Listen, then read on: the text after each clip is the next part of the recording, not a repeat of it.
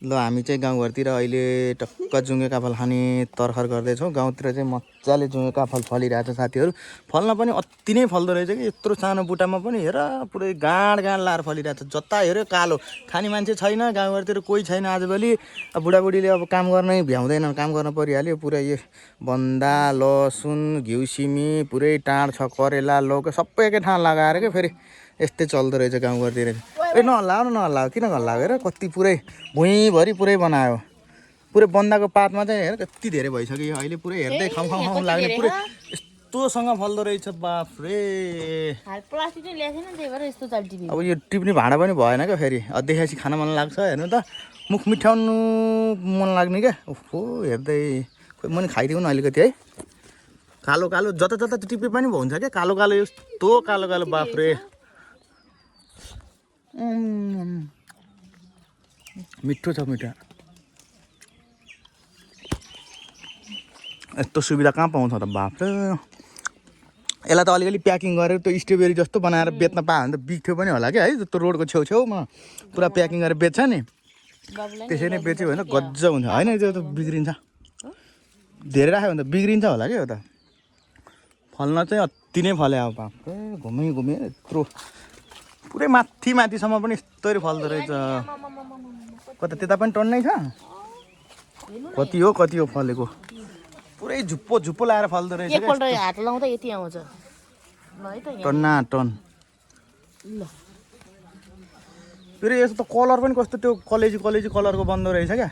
यसको त वाइन बनाउन पनि मिल्थ्यो होला क्या बनाएदेखि त है। यति धेरै छ सबै टिपेर अब वाइन बनाउने हो भने चाहिँ के छ मिठो छ मिठा पुरा हातभरि। हो यो खाँदा त मुखै पुरै मङ्की जस्तो फ्लेभर निकाल्छ क्या। मङ्की फ्लेभर मुखभरि लाग्दाखेरि त यो नखाने त सायदै कमै होला है गाउँघरतिर हुने मान्छेहरूले त।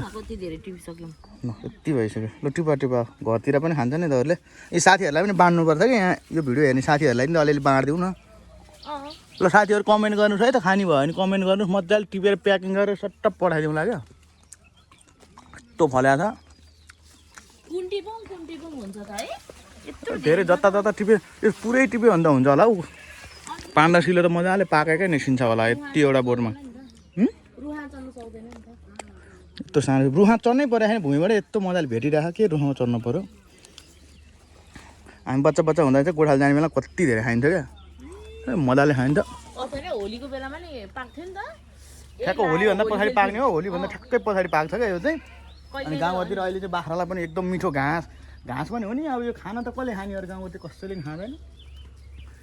यसो यी हामी कहिले गाउँ आए बेला यस्तो देख्यो भने मजा मिठो आउँछ। कोलाई मनपर्छ साथीहरू यो जुँगे काफल। खासमा चाहिँ काफल किम्बु पनि भन्छ के अरे होइन। किम्बु पनि भन्छ हाम्रोतिर चाहिँ जुँगे काफल। यो हल्का हल्का जुँगा जस्तो हुन्छ कि यस्तो। हजुर आउनु न साइडमा। हामी चाहिँ साइडमा बारीमा टिपेको है। फेरि साइडमा ल खाऊ टन्न भन्नु भएको छ। के गर्नु खानै मन लाग्दैन हौ। धेरै भएर नि यो थुप्रोमा आइपुगेपछि यस्तो हो क्या। कता कति अलिअलि 1-2टा मात्रै अलिअलि यति थोरै मात्रै पाएको भए त मिठो हुन्थ्यो होला क्या। अब यो पुरै अब यो बोटैमा आइपुगेपछि त कसले खाने कति खानु। कोही चाहिँ अलिक खल्लो पनि हुँदो रहेछ।